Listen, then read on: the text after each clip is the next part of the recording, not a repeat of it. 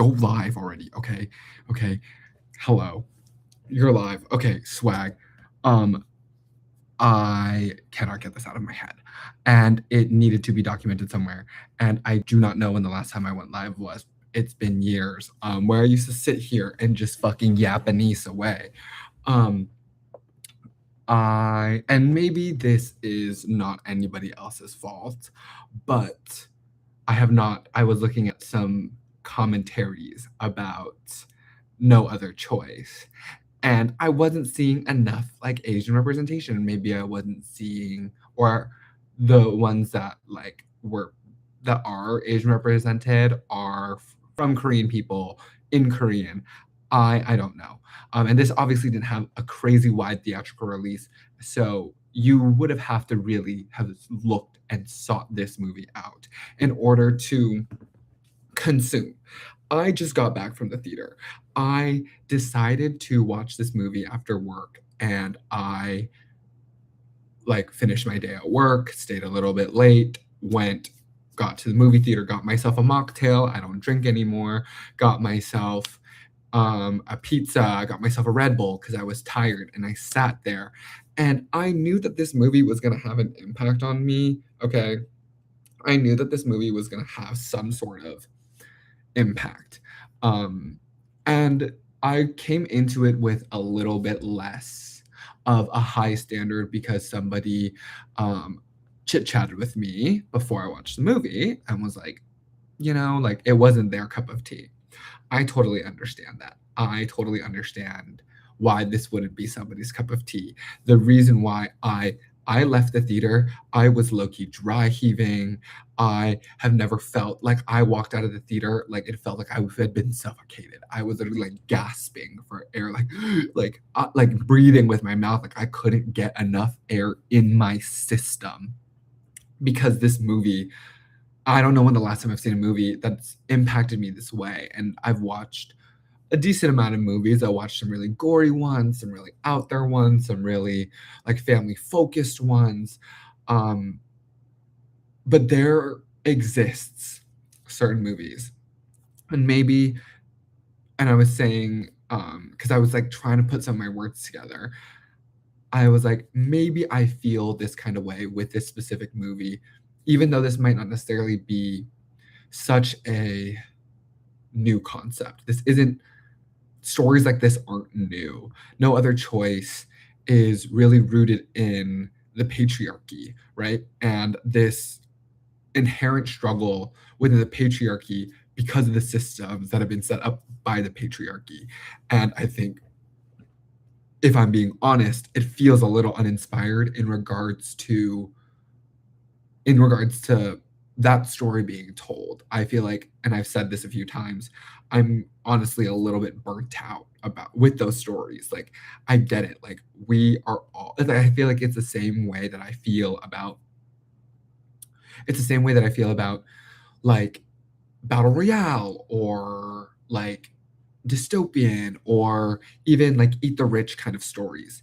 It feels like the first few ones that we got were really great and were really rooted in the conversation that it was trying to have, but all the subsequent ones felt really derivative, and it felt really like, okay, like what more are we pushing with this kind of message? Like, and it's not necessarily that every single movie needs to have conversation with culture and like needs to exist within the zeitgeist of this piece that is making a bold statement. But when you're rooting your storytelling in these kinds of stories, I fear you have to be. I fear you have to be really conscious of the story that you're telling, not only because you need to come up with that story, but because again, there are already ones that exist. And so not only are you competing with the ones that already exist and the messages they're also trying to come across, like realistically, you want to create something novel, right? A lot, like unless you're like big blockbuster slop that you're like feeding to the masses because you know it's going to be successful. When stories like this get created and continue to be pushed out, it feels again just really derivative. And so it's the reason why I know myself, I'm not going to watch Mighty Supreme. I think it's okay for me to say that. It's not that I don't want to exist in that conversation with the culture. I just think I know what conversation's already being had. And it it is just a retelling of a very, very, very, very not a great story, but like a very well told story already. The struggle as a man that you feel within whatever field that you want to be in, specifically a white man, right? And your demand for success despite. And so coming into this specific movie, I already had that mentality. I am not particularly drawn to movies about men. Like, I feel like if it's about women, I feel differently because we're in a patriarchal society. And so when it comes to a story about women trying to create their own mark on this world, despite, right, all of these like barriers that exist, I feel like sometimes when I watch these movies that are centered around men, it feels like this world is already set up for you. So these challenges that you're facing, yes, they are challenges, but at the same time, there exists so many other people who are struggling 10 times harder for a quarter of what you have. And so and it's kind of how I feel about some Asian media in general right now, where it feels, especially after the whole Squid Game conversation was happening, and like, you know, I feel like so many news stories that are coming out, the Parasite, like it's all rooted in this classism conversation. And I get it. This is where we are at in a society. We are at this breaking point where we exist in a society that demands us to work and doesn't reward us in the slightest for it. It doesn't matter how long you've committed, right? It doesn't like matter how much you put yourself into it. At the end of the day, the bottom line is you are a body that can be replaced. And we're seeing that with AI, right? And so again, this conversation that's being had coming into this movie, stepping into this movie, I was very not necessarily apprehensive, but with the critiques that I got from the person that watched this, and they didn't go into too much detail in regards to why they didn't necessarily resonate with the movie. What they did tell me was just that they didn't. And that was kind of the first step into, I've heard so many great things about this movie. I knew that I really wanted to watch it. I didn't know if I was going to really go out of my way to watch it. But after kind of hearing a little bit of a contradictory kind of um, review, I felt like, okay, I really want to watch it. I'm a little bit of a contrarian. If there's something that everybody likes, I'm not typically the first person to jump on that bandwagon. That is my own thing that I'm trying to get over. I feel like I've lost out on so much great media because of it. Again, not to like bring Marty Supreme into this, but I feel like those two movies are out right now, and it's really just my like cultural touching point to help contextualize. But like, I'm not watching Marty Supreme not because everybody's saying it's good, but because the storyline just doesn't call to me, right? Whereas in the past, there were big movies that people were really, really excited about, or really like even Squid Game when it first came out. I was like really hesitant to dip my toes into it because it was something that I knew a lot of people liked. And so I was like, I don't know if it's for me. Like, again, I'm a contrarian. Like, I'm working past it because once I watched the first season for the first time, like I understood why people were having the reaction that they were having. And so I exist now in a space where I'm kind of getting over this hipster kind of mentality. Like, I want to be against the mainstream. Like, I want to have my own opinion, like blah, blah, blah, blah, blah. But also like when I was doing that, I wasn't informing myself. And so I wasn't even like able to formulate opinions. I was making assumptions. And so I now am, as I'm working past that, and as I've decided, okay, you know what? I heard one kind of iffy review. It wasn't that I wasn't already trying to watch this. It's just that I think I really need to watch this to make my own opinion about it now, which is great. I really enjoyed having that push to watch it because I think I would have watched this no matter what. I just think that maybe I wouldn't have watched it in the theater. And I think because I watched this in a theater and the moments where I had to be uncomfortable, like I turned off my phones. Like I never really turn off my phones during movies. I always just silence it, like mute it. There was something about this movie for some reason that when I walked into it, I shut off both my phones. I have a work phone and a personal phone. I shut both of them off. When normally I just dim the brightness, turn on do not disturb. And I think there was a part of me that knew intrinsically that there was going to be parts of this movie that, like, if I was at home by myself, like, I would want to pull out my phone because I was so uncomfortable and I didn't want to watch. This movie wasn't this movie has some gore, and this movie has some moments of shock, of body, like, and I think inherently I fear sometimes the shock value overrides the message that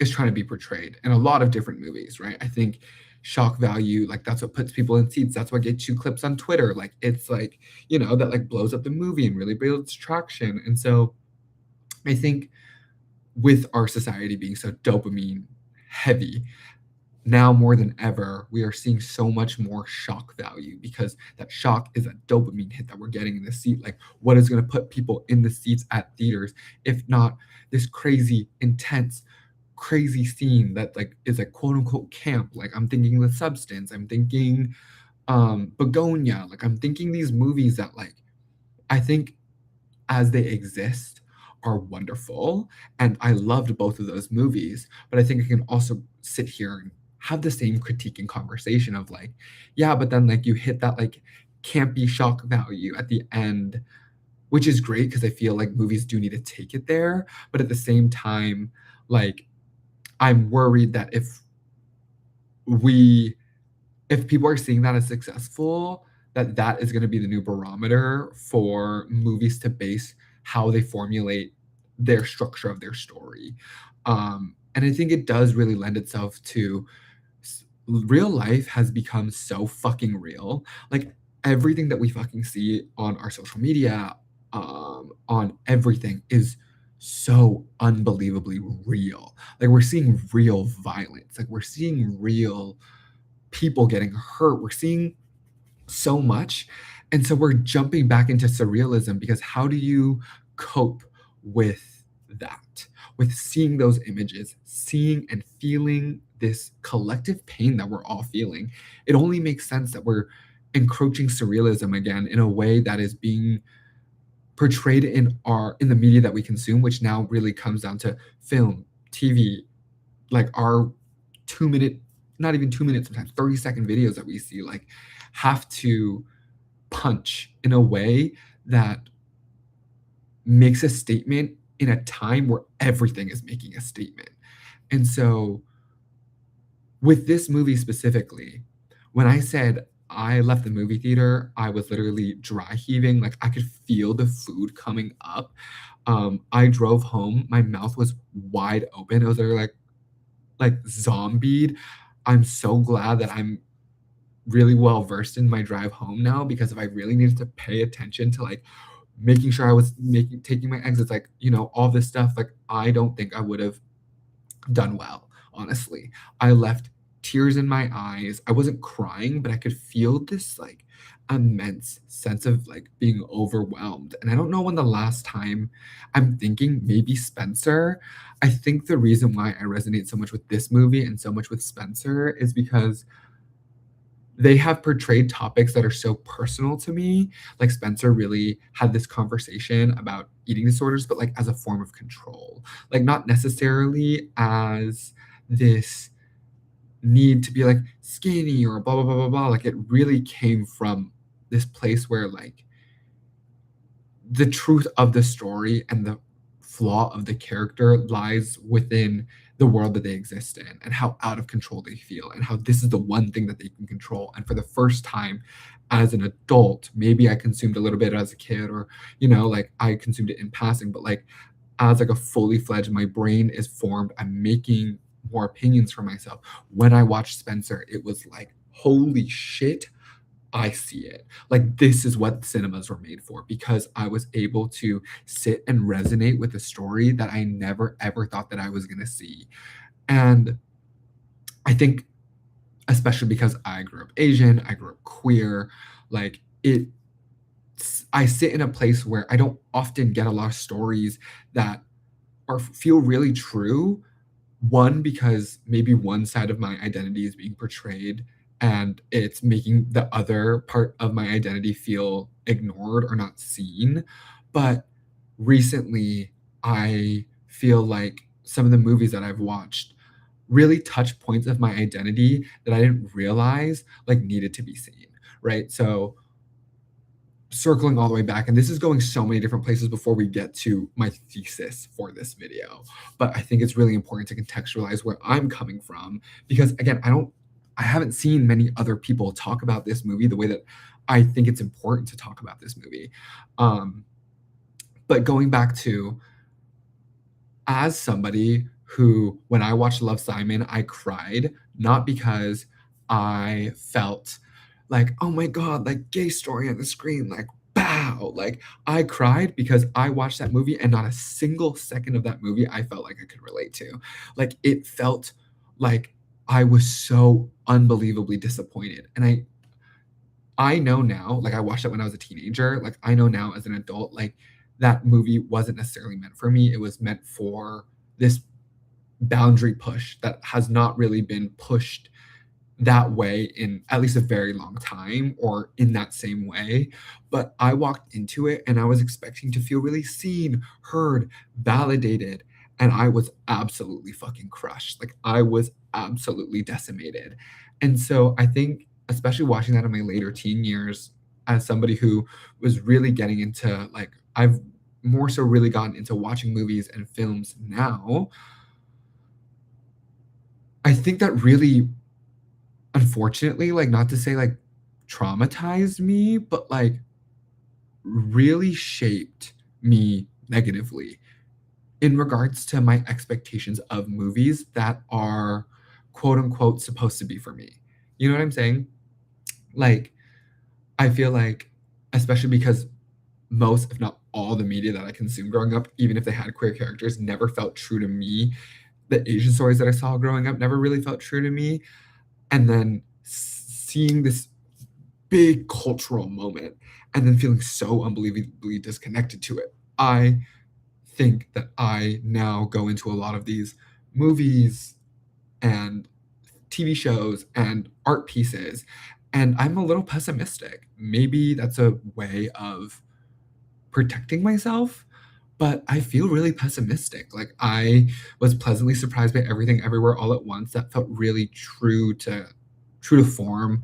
Um, you could tell there was a lot of care put behind that. But again, like the same surrealist piece, like it feels so interesting that we have to root these really, really, really human stories in almost like fantasy. And I tweeted it. Like I tweeted that No Other Choice felt really real, like really real in a way that only a fantasy story felt really real and true to form. And I think that has to do with so many different things. But coming back to myself and where I stand as an Asian American, as a queer Asian American who is an avid consumer of culture, of so many different things. Like I watch a lot of movies and circling all the way back to Marty Supreme, like I just don't see myself represented or I don't see, and because I don't see myself represented, it's not really a movie that calls to me because I'm also not called to the story. Like if I don't feel represented and the story calls to me and I'm really attaching myself to the story, like I'm in, right? Like, and it doesn't necessarily have to be a story that I relate to, but a story that I feel like is interesting, like the substance. Like I am in no way, shape, or form anywhere close to the lifestyle of the substance, of all these things. I do feel the same pressure as an object of the male gaze, but that's it for the most part, right? And yes, I still attach myself to that and I can feel all of Monstro, Eliza Sue when they show up. But that's not what brought me to the theater, right? It was just a movie that I was like, the story is kind of interesting. Like I'm kind of leaning in to this. Same with Begonia. Like there's no way, shape, or form that I am relating to Begonia in any way, like truly at its core. But I'm gonna watch it because the story called to me. I watched the trailers. I felt like it was interesting. And so I think I exist now in a time where there's a lot of stories that I don't relate to, or I don't think I'm gonna relate to, and then stories that I don't think are interesting or that are gonna push this envelope and this narrative. And again, I'm also the kind of person who I watched the Paul Blart movies and I was having the time of my fucking life. Like I watched them right before the New Year's and I was having a great fucking time. I don't need stories to be so I don't need them to have a conversation, but they need to accept that they're not having a conversation, if that makes sense. Like, I don't like when the prestige builds around a movie and it takes itself too seriously when if it didn't take itself seriously, maybe I would be more inclined to like lean in. Um, all of that to say, where I stand now with this specific movie was I went in a little pessimistic. Like I went in, like watch the Parasite, right? Like watch the Squid Game. I know that those are the only two that I'm saying right now, but those are the only two that are sticking on my head. I've watched a few other K dramas. I've watched a few other, just like I think also rooted in not just K dramas, but like a lot of stories about this like classism and a lot of stories about this patriarchal demand of the man in the family to provide. Like I've watched quite a few movies with that same premise. And so coming into this with the context of somebody that I respected, not necessarily resonating too much with the movie, I came into it, I think, with a really not a great mindset, but like a mindset I think allowed me to get to the end point that I was at, where I felt really sick, where I felt really like taken aback by the movie and felt really at awe and like I needed the time. Like I went into my bed and I just laid there and I just was like, again, like manually breathing, like feeling the pizza come up out of my stomach because I want to throw up. Like I didn't know that I was gonna have this type of visceral reaction. Um, and I mean, who expects that when they watch a movie, right? But I didn't I didn't also again, I couldn't remember the last time I felt this way, and maybe it was during Everything Everywhere All at Once, but not really, because I just felt really seen. And maybe it was Spencer because it felt a little too real and a little too true, you know? Um, and I think the reason why I came up with this conclusion that no other choice felt as real as a fantasy world did, because I think fantasy worlds, as fantastical as they are and as bold and brave, and we could be blue people on another planet, right? The stories are rooted in truth, and the people writing the stories are modeling it after something. And so I think for me, sitting and watching this movie, coming to terms with, yes, this is going a little bit far. Like it does go get a little crazy. It does get really the boundary gets pushed, right?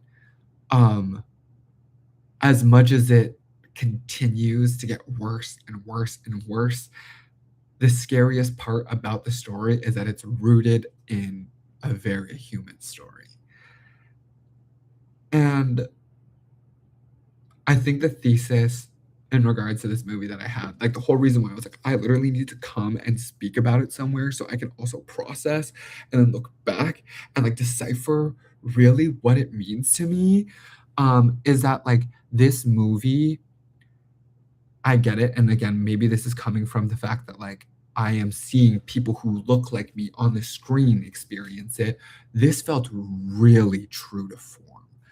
And I'm going to get a little bit personal here in regards to this movie felt especially I put it in my letterboxd.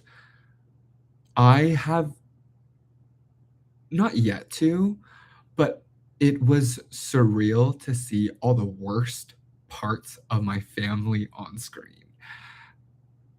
And it's not like it was a one to one. I'm not saying like that this person is exactly like this person in my family dynamic. Like that's not how I feel at all. It I personally think the the worst parts about the father character, which, right, is our main protagonist. Like, whether he's a good person or a bad person, he is a person driving this story forward, is inherently human, right? And you see all the little concessions that he makes with himself in order to get to the point where he gets to at the end of the movie. And again, it's not like he was a one to one, or the family dynamic that they had was a one to one of my family, but there were parts of this protagonist that felt so unbelievably real. And again, like, all stories are rooted in some truth, all jokes are rooted in some truth. I just didn't know that I was going to walk into this movie and see my truth. I think that was scary. And again, I think that's why I hearken it to Spencer. I didn't go into Spencer thinking that I was going to see a part of my truth that feels like they ripped it out of my own brain. And it's not the overarching crazy things that happen. It's the small little details, and like the devil's in the details. It's small little details that make it feel too real. Like, it is the toothache, it is the stubbornness, it is this chip on the shoulder, but also this demand for success that he has of himself, that is rooted in wanting to do what's best for his family and be the person to provide for his family and give them the life that they deserve, but at the same time be stuck in such a terrible situation, and at the same time refuse to change. That part was such a hard watch. As somebody who, and again, this is getting a little bit real, has a little bit of a stubborn father myself, who is currently working in a job market that hasn't necessarily been too kind to the people working in it in regards to the dedication and the life that they were promised with that job, versus now with advancements in technology, with like so many different things, there exists this family dynamic that I don't know if this is just inherently Asian. I don't know if, and it might be because Asian societies are so different from American ones in regards to how rooted in community, in family, in this this like this demand that we stay together, we take care of each other, all of those things that manifest itself in the character of the son and his actions in the middle of the movie that help drive the story. It exists within the mother that, at the same time, when you get to the point of the movie where she makes this decision that for some people might feel really like, how could she do something like that? You weren't paying attention. You weren't paying attention to everything that has been said about her character throughout this whole entire movie, so that when we get to the penultimate climax, right? Because there's a few climaxes in this movie. The penultimate climax, that if you cannot understand how we got there, I'm not saying I agree in any way, shape, or form. I'm not saying that I it's not that, like, if you saw this coming, like, you're, like, better than anybody else. I guess for me, it is because this feels really true to a few other dynamics that I've had in my life in regards to my family, that I'm watching her make this decision in this penultimate climax. And it's almost like getting an explanation that I never was ever gonna get. And this movie in and of itself truly feels like it is apologizing for things that I know that I'm never gonna get an apology for. Or it's allowing me to see things in a way that my parents could never put into words. Um, and again, like, this is a fantastical movie, my family is not nearly as fucked up as that one, right? We are not nearly as crazy and insane, but just because we did not reach the point with which the movie reached did not mean there weren't the same certain rationalities that happened within our own family dynamic that helped push our narrative to where it's at right now, right?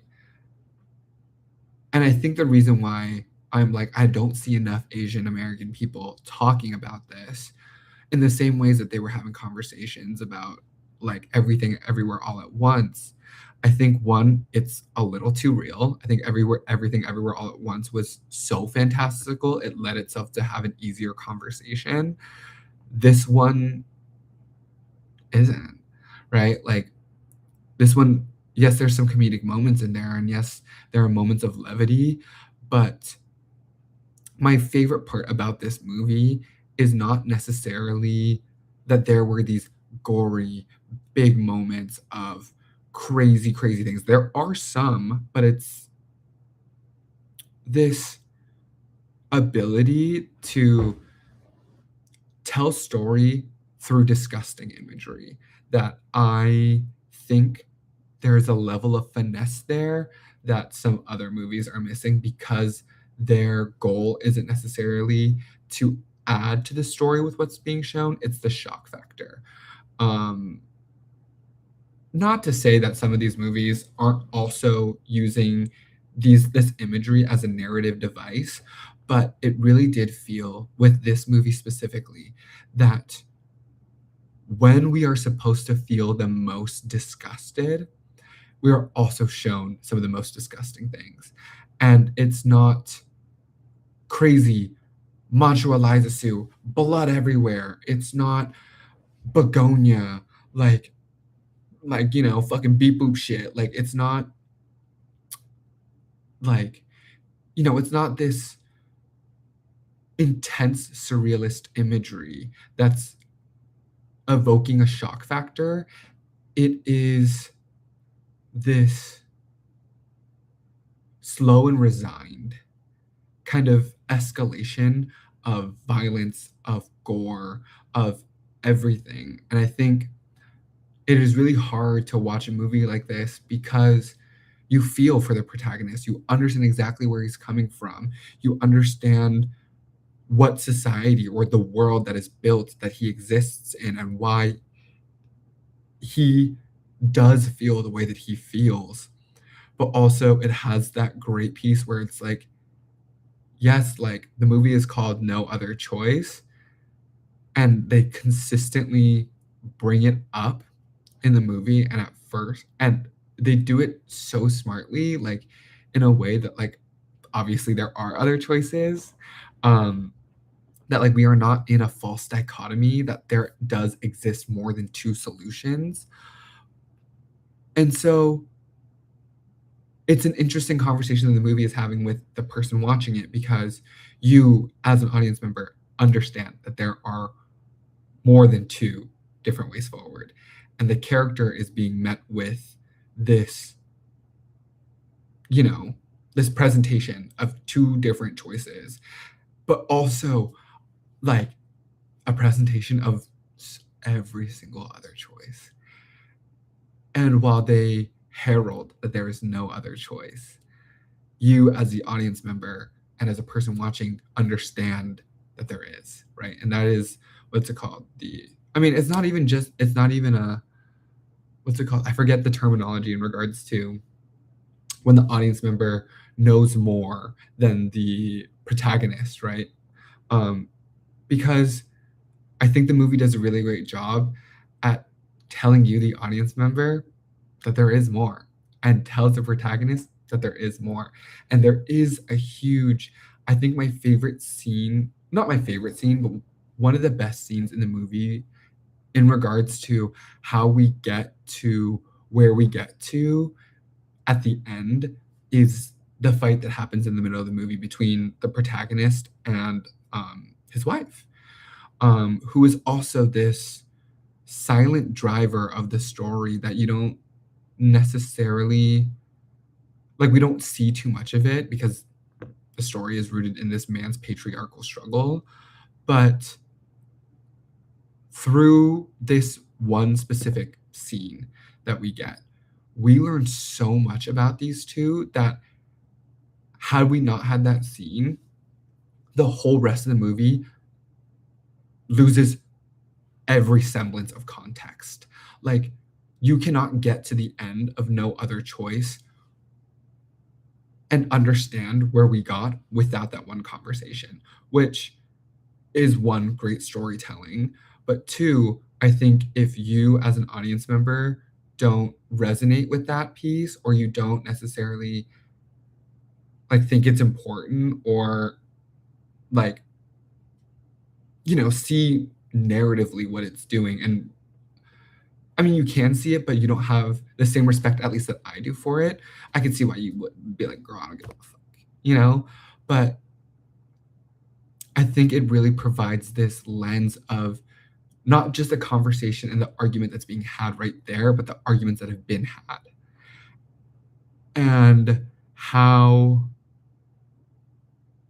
these conversations do not exist in a vacuum. They exist and they have existed for years and years and years. And so when we get to the actual climax of the movie, when we get to the very end, we, as the audience, and again, maybe this is me like glazing hella hard, but understanding that argument and that conversation that they're having with each other is important to understand how we get to the very end, where the very end is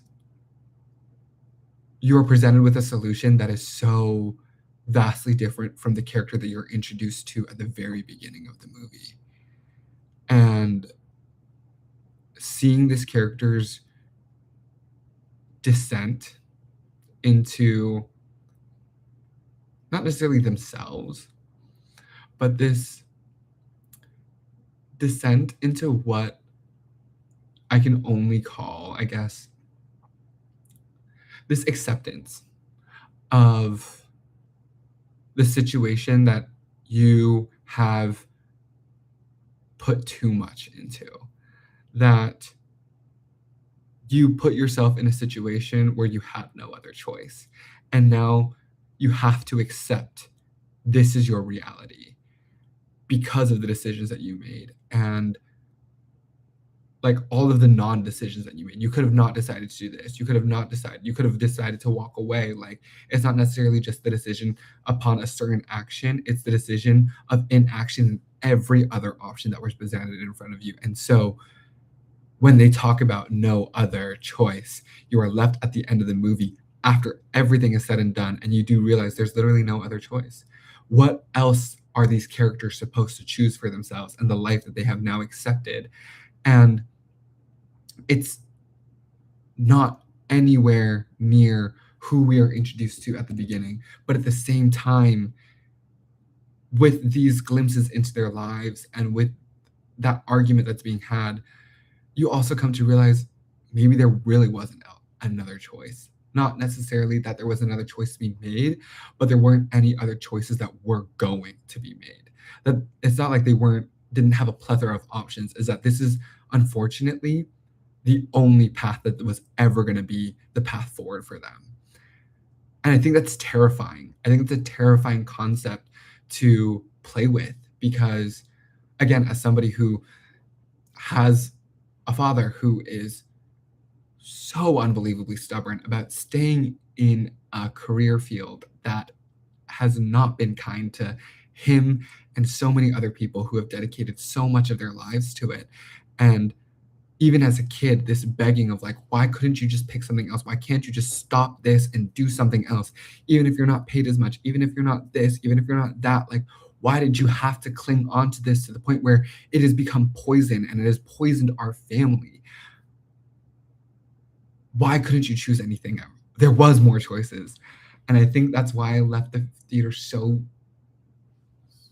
visceral. It took me back to this place of being a child where I feel like as an audience member, I am begging the main character to make any other choice. There are so many other ones, and I'm sitting here as an audience member, like, I'm sitting, like, I'm so stressed out. I'm literally, like, in the theater. I'm sitting by myself. I went to the movies by myself, and it was a pretty packed theater, but for some reason, the only 2, like, seats that weren't really filled, even though, like, they were supposed to, I remember when I bought them, were the 2 seats next to me. And so I'm sitting on the edge, literally just like this, like, watching, like, "Oh my god," like, because I like, in the ways that, like, the body the body stores trauma, the body keeps count, the body it did, bitch. Like, it did. I sat in that fucking theater, and I felt my body keeping count. It literally was like, "Surprise, bitch," it is not a feeling that I have felt in a very long time. Obviously, as I've grown up and as I've gotten older, I've understood things more. I have accepted certain things. I think that's also the hardest part about this movie is as somebody who's experienced, again, not anywhere near where we get to in the story, but even just the tiny sliver that is rooted in the truth behind the story that's being told. I sit with this childlike plea that I'm begging this protagonist not to decide anything else, to make another decision, to go a different way, like whatever. And you feel disgusted as the person watching, or at least this is how I felt. I can't tell you how you felt, but like as somebody watching, again, as somebody who has accepted certain things, it is so gross to see the extreme of what happens when you just accept. And like I think that's why when the wife's storyline really hits its peak, you really sit with this feeling of, damn, I am you. I sat through this whole entire movie. I watched, and I mean, maybe I'm not even her because she didn't see every single action that he did, unlike me, the audience member, who, as somebody who understands his background, is sympathetic, who feels empathy, can understand why he's made certain decisions, even as crazy as they are, that suspension of disbelief that you have to kind of take on of being like, I can't hate him. And the way that they wrote him, you can't hate him. Like maybe towards the end you can, because of the person that he becomes. But in the beginning, when he is making these small little concessions, when he is doing the things that he's doing that are rooted in this human story, you can't help but feel this dichotomy in you of this rejection of choice. Why did you choose that? You didn't need to choose that way. This anger, this frustration, um, and it's not like a loud anger. It's not a loud frustration. I know that sometimes those words can feel emotionally charged, but it's like this, like, ugh, like why did you decide that? You know, like it's that kind of disgust that you feel, but also this like empathy, this understanding, this acceptance of like, but you felt like this is what you had to do. And I think it has a really great conversation with you as an audience member to see how the story progresses in regards to you really have to like it gets to a point where you can't accept. And I guess the conversation the movie is having with you is where is that line for you? I am reading I no, not reading. I listened to the audiobook by R.F. Kuang, another Asian American storyteller. Maybe Asian Americans are just doing it for me, right? Called Catabasis. And it starts off with this paradox. When you have a mound of sand, right, which you can tell is a mound because it is a mound. I forget whose paradox this is, but there is a mound of sand that exists. If you, and you know what's a mound, right? It's like, it's a mound. If you sat there and you took 1 grain of sand off the mound at a time, when does the mound stop being a mound? Because intrinsically, you kinda know when it's not a mound, right? Like, you know. But if the difference between the mound is 1 grain of sand, that small, how do you define what is and what isn't a mound? Because that 1 grain of sand is so minute, but you know when the mound is not a mound, but you also know when it is. And I think this story feels the same way, where you have this mound of terrible, terrible, terrible decisions that are being made. And you, as the watcher, have to have a conversation with yourself. And I think that's why it feels so gross. You have to have a conversation with yourself about what is and what isn't acceptable. At what point does it become unacceptable? Um, and the way that they present the story and the way that they present certain acts that feel, if it happened in real life, so like, of course that is a bad thing. But then you sit there and you watch and you're like, wait, is it? Like the way that everything played out, like if you told me and I didn't see the sequence of events that played, I'd be like, that's a bad blah blah blah blah blah. But I watched the sequence of events happen and I can't tell if that was bad or not. And if because you initiated that, even though you weren't the catalyst that pushed the worst outcome to happen, not necessarily the catalyst, you weren't the driver for the worst thing to happen, but you were the catalyst for it. Is that acceptable? What is acceptable? I, and I think there are obviously, again, a lot of stories like this that are rooted in the father's struggle to provide for the family, like blah, blah, blah, blah, blah. But I feel like in some of the ones that, and I can't even say that I've seen a lot of them, but in the ones that I've consumed about just like, it's so like, and at the end of the story, the man realizes like family is important and his heart grows like X amount of sizes, like blah, blah, blah, blah, blah. Like, I feel like those stories are great, but they're also not, I feel, rooted in the same place that this one is in regards to the main driver of the story is the patriarchy, and the main struggle is the patriarchy and how we set things up, and then also like technology being the crux of all evil. But I think there are a lot of stories that are resolution oriented towards guys, and like family meant the most important thing at the end of the day. And yeah, he did a few bad things and a few morally questionable things, but at the end of the day, like he's still a good man at its heart. And I think those stories have a place and those stories are great to a certain extent. But this movie doesn't allow you to get off that easy. And the way that it ends, you don't know where you stand.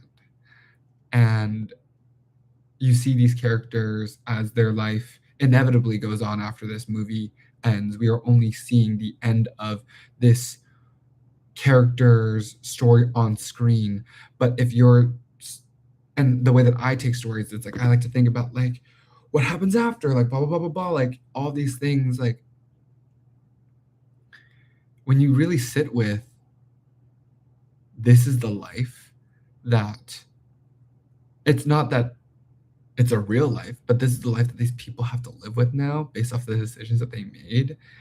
And even like the thing where it's like all three of them in some way, shape, or form are protecting the youngest child from seeing and hearing and feeling the depth of all the things that are going on in the background in hopes to preserve some semblance of pure feeling, despite that child also being hyper aware and present in the family dynamic. That in and of itself was like, oh my God, like that was so true to form. Like, again, like you sit with this weird understanding of how we got here. And this what should feel like a success but doesn't. And why doesn't it feel that way? And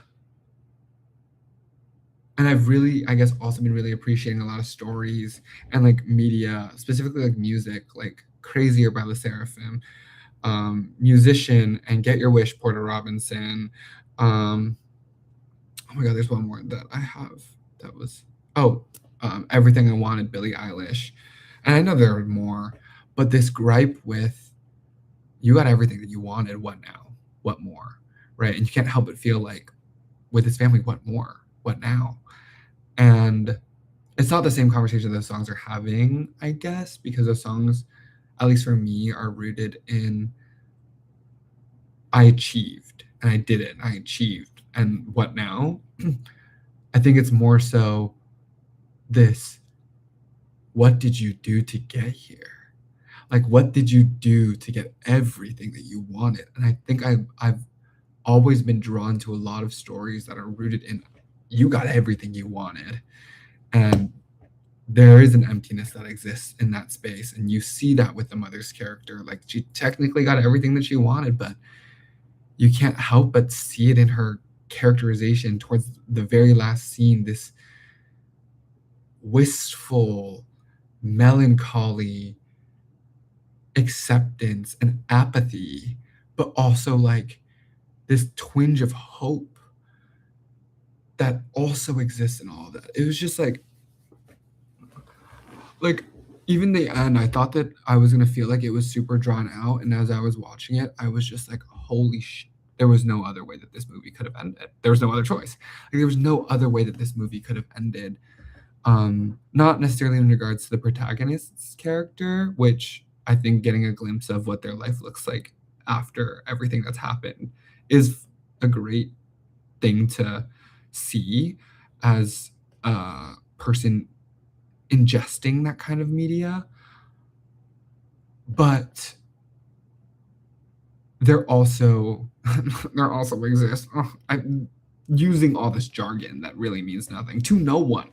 Not a single person has tuned into this. Um, that you see all of the family and what their life looks like in wake of. And you see the son, you see the mother, you see the daughter. And as much as the scenes with the husband are supposed to invoke a haunting feeling in regards to how far his concessions have gotten him in regards to where he exists in his life and all that meant to him at the beginning loses its value because he lost sight of it in this absolute determination for the goal, that you really see it reflected the most in the family. That yes, you see this morbid kind of reflection of where the character has gone because they've gone so far off the deep end, how vastly different they are, because at the beginning you see how crazy shifted their motivations get towards the end to justify the ends, like to justify their means to get to their ends. They have given up almost everything. I think it is the most reflective when you see the family and how fractured they are and how broken they all are, but also it's not a complete decimation, because of course it's not. It is this glimmer of hope again, because like this story could have ended and we just seen and it ends with that scene with him at the end and that's it. But the director's choice to show us, the audience, the family, I think really lends itself to sometimes movies like Ready or Not, or movies like, I'm trying to think of one off the top of my head, but movies that end, there is this climax and it's crazy and it's loud and it's wild, and and then it just like abruptly ends because it leaves you, the audience, of being like, of trying to guess like how how do things resolve itself, right? Like, it makes you an active narrator in the story, at the very end, which is a great literary device to make you as an audience member feel really connected to the story. I think this movie, leaving no questions at the end.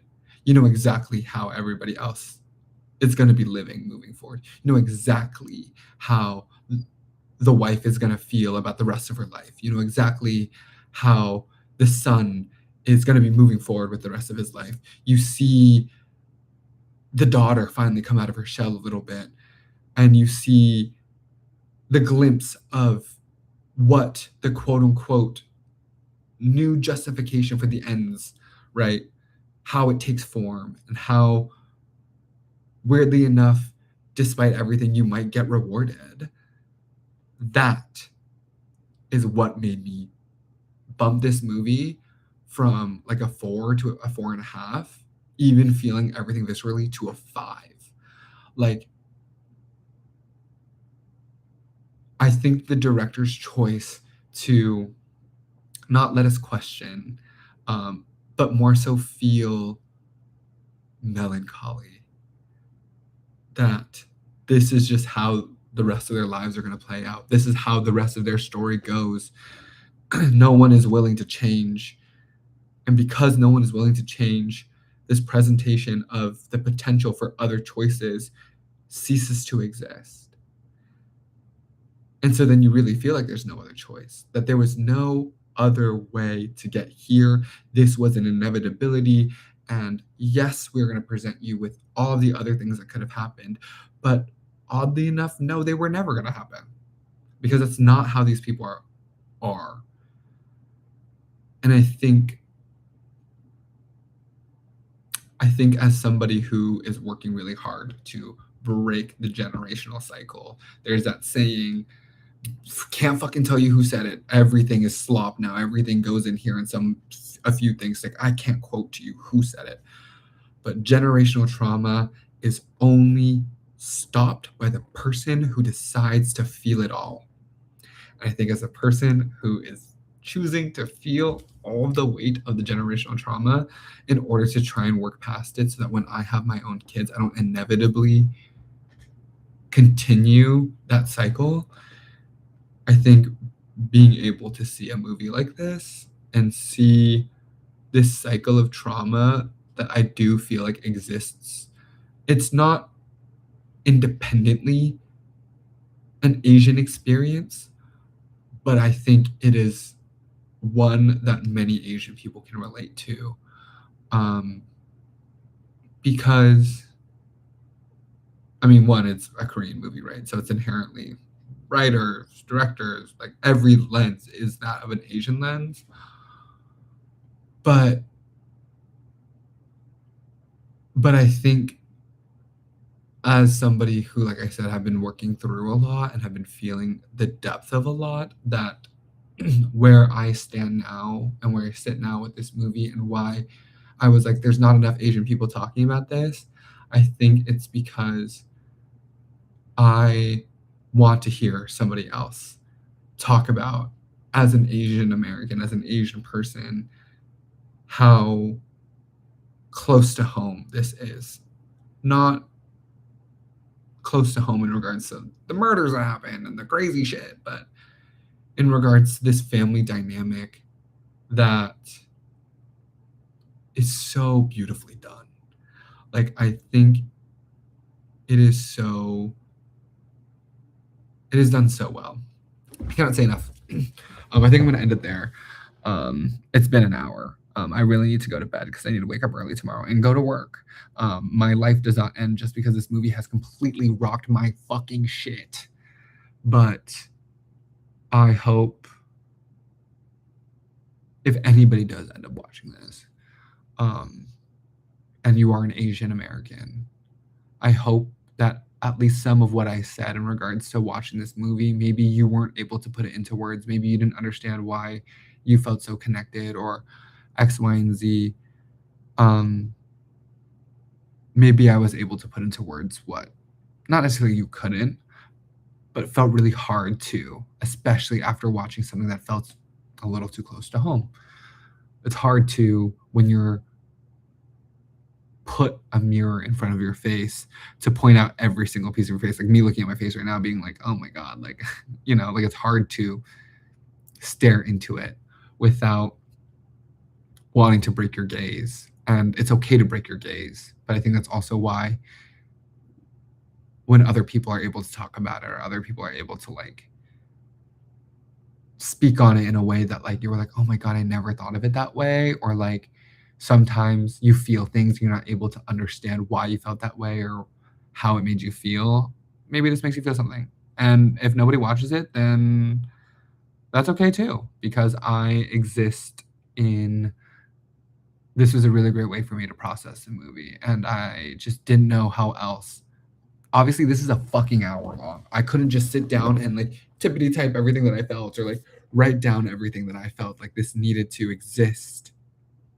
This just needed to exist. Like it needed to like get out of my brain. Like there was no other way for me to move forward with my life if I didn't have an unfiltered just rambling about this movie.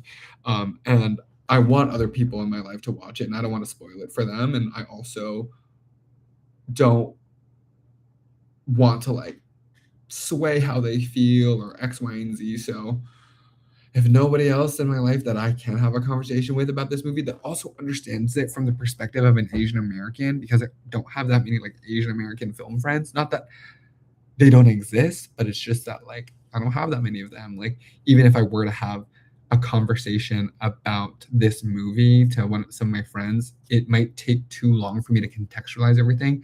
Not that I didn't take a long time to contextualize things here, but that like they would be providing their feedback and it would inherently, because everybody is changes their opinions based on them being more informed by other people, then maybe they would have changed my opinions about certain things. This is like the most raw and real version of my reaction to this movie, which at this point, it took me half the movie's runtime to literally just like sit down and understand and dissect not just the movie itself, but how I felt about this movie. I feel like that makes a really good movie. I don't know if I can watch this again anytime soon. It was way too real. The same way that like in Squid Game, that father character was like, again, it's not like there's a one-to-one, but like there's small little fucking details that it's like, how did you know that?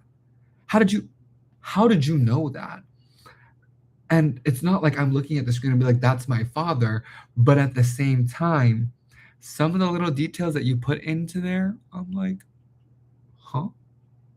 Are you sure you didn't base that off? And it's not like you base it off of because, again, they're very, very inherently different characters. But I can't help but see some of the worst parts about my family being reflected back at me in this movie and also not be like, and damn, that detail was a little too close. How did you know that? That detail was a little too close to home. Did you take that out of my brain? Also, it makes you feel less alone. Like it makes you feel less alone. I was looking at the letterbox and some people were commenting certain things about certain details that I was like, oh, so you also felt some type of way about that. That was great. That was amazing. So that's it. I gotta go take a fucking shower. I have to go to bed. I'm fucking exhausted. I've been up since 4 in the morning. It is currently 11:06 and get on with my life. there was my life before this movie and there was my life after this movie, and I'm so grateful that I watched it and that there is a life after this movie, but at the same time, I'm still a little sick to my stomach. I think it was great for me to film this because if I was just laying in bed by myself ruminating about it and not speaking about it, I would have probably thrown up because of how visceral I felt about this movie. So there's that. There's my take on it. Who gives a fuck? I do. Okay, bye.